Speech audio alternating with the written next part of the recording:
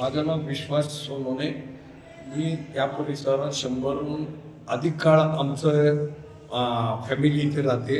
मी त्रिशुंड मयुरेश्वर गणपती मंदिराचा ट्रस्टी आहे.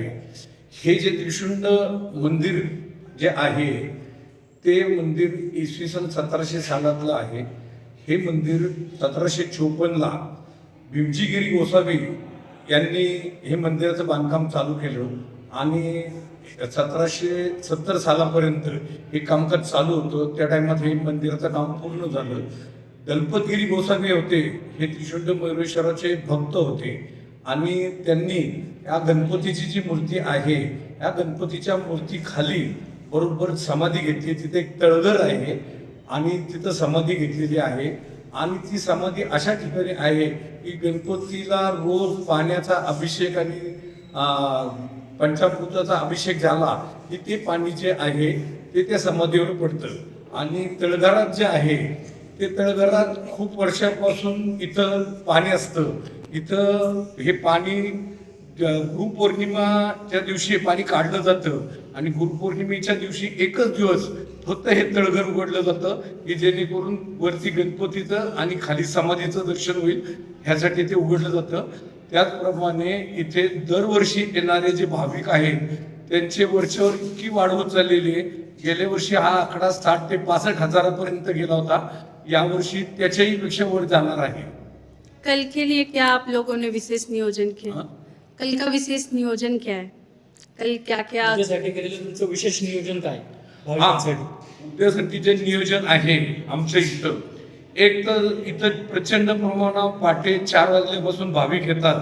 ते रात्री 2 वाजले तरी लाईन संपत नाही. त्यामुळे त्यांच्यासाठी कुठलीही गैरव्यवस्था होऊ नये यासाठी इथले जे त्रिशुंड मयुरेश्वर गणपती मंडळ आणि ट्रस्ट यासाठी विशेष काळजी घेते.